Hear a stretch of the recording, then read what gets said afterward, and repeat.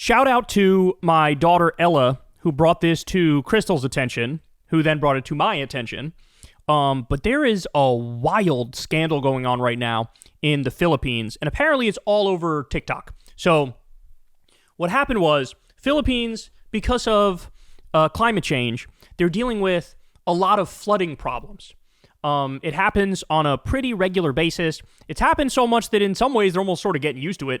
There's like pictures of people who are at their wedding and they're just doing the wedding even though the place is flooded, but like, what are you going to do? Just continue with the wedding? Who cares? Like, we're sort of used to the flooding type stuff.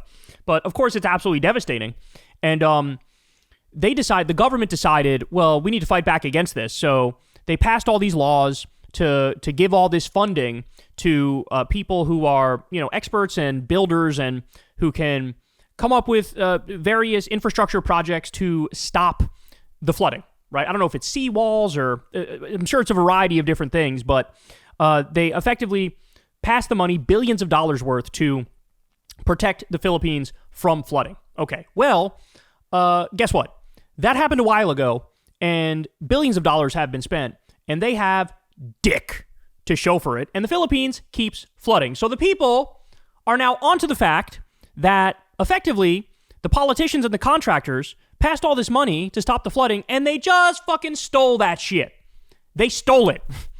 And that's leading to literal riots where people are going like, you better fucking build the seawalls or give that fucking money back or, stop this flooding. This corruption is out of control. So here, I got it. This one I have is an Instagram video for you. And this person here goes through it. I think it's dubbed, but he goes through it and we'll play it here and then I'll show you some more. The children of said politicians, because these kids are the ones that are flaunting the wealth that their parents gained through political corruption, because the Philippines is quite literally underwater right now, and it has become so commonplace that people are now becoming unfazed, carrying on with their wedding while their churches are literally flooded. I mean, do you know how many times this has to happen for you to get used to it and just say, hey, we're just gonna have the wedding anyway? Even though the Filipino government is allegedly spending billions to try to keep flooding from happening. For instance, the other week, the Philippine president, Ferdinand Marcos Jr., to this town of Baliwag, which is just north of Manila, and you can see that there's this river that flows through it that dumps into the Manila Bay, and it floods all the time, so much so that the government decided to invest $55 million. It's kind of funny because, like, sometimes it looks dubbed and sometimes it doesn't. Sometimes the mouth syncs up and then sometimes it doesn't sync up with the words. It's very bizarre. I don't think it's dubbed. I just think it unsyncs at certain points. Which is an equivalent to about $1.24 million to build a 220-meter river wall, which would have stopped the flooding. And official paperwork from the Public Works stated that at the end of June that the project was completed. And when President Marcos arrived into town on August 20th, he found that there was no wall and there was nothing but a field where the water was getting dangerously close to the houses made of wood. Or this other flood wall in Lucena City that just cracked and collapsed earlier this month after it cost the government over 100 million pesos, or roughly about $2 million, to build. So when you have people like Sarah and her husband Carly Descaya, who own a couple of these construction companies, one of which that had a 96 million peso contract, so roughly about $1.96 million, to build one of these flood mitigation structures. And when the president of the country goes to Bulacan to visit this project that was allegedly completed earlier this year and finds a wall that is barely started and clearly abandoned, right after Sarah Descaya just made a vlog showing off her brand new Mercedes Maybach, Rolls Royce, Bentley, and Porsche, where she basically states, oh my god, I bought this Rolls Royce because it has an umbrella in the door. Or people like Claudine Ko, whose father also owns construction companies, who also received those flood contracts, is making videos flaunting her brand new Mercedes G-Wagon with custom interior, having such a hard time trying to figure out which one of daddy's credit cards to pay for gas with. Just a quick reminder, G-Wagon's base cost is almost $150,000. Or Jamie Cruz, who loves to flaunt her Chanel bags when her father has secured over 3.5 billion pesos, or roughly $71 million worth of flood contracts. Again, while the rest of the country is literally drowning underwater. And while the outrage quite isn't at Indonesia levels yet, it's so crazy to me that they're still posting, flaunting their wealth. I mean, this was posted by Claudine just less than 8 hours ago, as if they've never seen what happens when a government flaunts their wealth while their people are literally struggling to survive. So that's wild. So the fact that the politicians and the contractors are stealing the money, and then they have like either they're flaunting their wealth or their kids are posting on social media flaunting their wealth. That's crazy. That's all that's graft. That's all stolen money. That's supposed to go to these infrastructure projects. And the ones they even bothered to do, if they did any at all, the ones that they bothered to do are trash, and they fucking broke right away. So here we go. Look, this is in Bloomberg reported on this. Philippines says up to 70% in flood budget is lost to corruption. The Philippines loses up to 70% of government funds for flood control projects to corruption, with losses as much as $2 billion. Average economic losses from corruption and flood control projects have reached about 42 billion to 118.5 billion pesos from 2023 to 2025. Finance Security Ralph Recto said better spending could have propelled economic growth to 6% in 2023 and 2024, but the economy expanded 5.5, blah, blah, blah, blah, blah.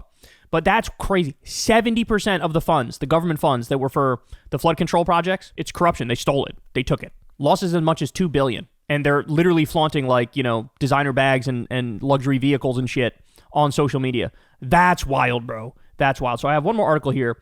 Corruption, this is from Asian Media Center. Corruption sparks unrest across Indonesia, Philippines, and Malaysia. So we were just talking about the Philippines is the story I was giving you. Deadly riots drown communities and street protests. Corruption is fueling unrest across Southeast Asia. In Indonesia, anger over lavish perks for MPs left 7 dead and parliament buildings in flames. In the Philippines, billions in flood control funds vanished into the hands of politicians and favored contractors, sparking outrage both online and in the streets. And in Malaysia, a reform bill meant to curb graft backfired after being forced through parliament in just a week. Angry protesters torched parliament buildings, police stations, vehicles, and looted property during the unrest. Look at this. Look at this picture. That's straight up rioting.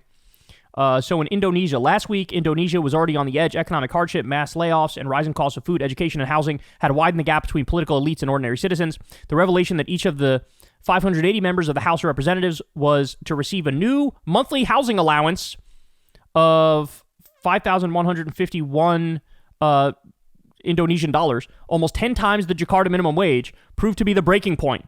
The controversy, compounded by a viral video of lawmakers dancing during the recess, came to symbolize government indifference and arrogance. So the people are struggling.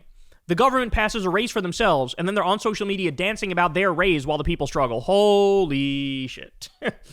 Demonstrators began in Jakarta and quickly spread to Medan. Student groups, labor unions, and motorcycle taxi drivers demanded higher wages, an end to outsourcing, and the scrapping of the allowance. Protests escalated in West Kalimantan. Students stormed the local DPR building, while in Jakarta, clashes disrupted commercial districts and halted public transit.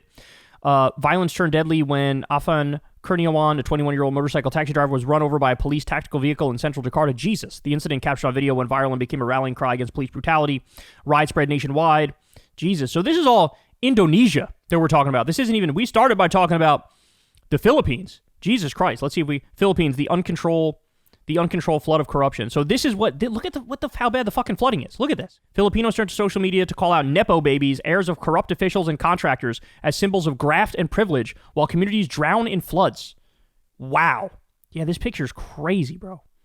As climate change intensifies across the globe, the Philippines finds itself particularly vulnerable. Metro Manila and nearby provinces are experiencing increasingly severe flooding, a crisis compounded not only by extreme weather, but also by allegations of man-made mismanagement rooted in greed and corruption. At the center of the storm is a widening political scandal over alleged grafts in the government's flood control projects. Revelations of irregularities have sparked widespread public anger, with Filipinos turning to social media in a novel form of protest, calling out and publicly shaming the children of politicians and contractors accused of profiting from the flawed schemes. The controversy has been further amplified by the administration of President Ferdinand Marcos Jr., who has opened an investigation into the Department of Public Works. Early findings point to so-called ghost projects and anomalies in the allocation of billions of pesos meant for flood management. The probe has underscored not only the urgency of addressing climate resilience, but also the persistent governance challenges undermining public trust in one of South Asia's most disaster-prone nations. Okay, so there you go. They talk about the ghost projects, like fake projects where they stole the money, substandard construction, and the maintenance cycle. This part's interesting. The shoddy projects also create a new opportunity for corruption. The Department of Public Works and Highways has a huge budget for maintenance and rehabilitation, which critics argue is a continuous cycle of spending to fix projects that were never meant to last in the first place. This further drains so built-in obsolescence for like a flood wall. Except the problem is, you're just going to get flooded then, because if the shit doesn't work, everything's going to fucking flood, and people are going to be fucking furious, and there's going to be riots, right? There was like nothing about this on YouTube. There was only, I guess it was on TikTok, but I showed you an Instagram video, and now there's some articles out there about it. But that's crazy, bro. This is like a big deal, in my opinion. But man, it really does feel like the neoliberal era is coming to an end, and like something big is changing. You know, the world is either going to go full fascist or it's going to go full socialist, but we're not going to be able to keep going on the path we're going down, because this is like, the corruption is so widespread. The elites are so out of control. The income and wealth inequality is just off the fucking charts. And like, it's not just the US, that we're a crumbling empire and we're falling apart, but other countries are clearly fucking falling apart too. And even in more dramatic fashions in many instances. Since we were the world superpower, it like sort of, you know, it takes a while to go from number one to like collapse way down, you know, back beyond that. But it's happening. All this stuff is happening everywhere. So buckle up. I feel like we're in for a tumultuous 100 years. We all just so happen to be born in a time frame where it's like everything's on the downswing. It would have been much nicer to be born in a time when it was on the upswing, but here we are. Hey y'all, do me a favor and like and subscribe. It helps out big time in the algorithm. Click the bell as well for notifications when videos drop, and watch that video on screen right now. You know you want to.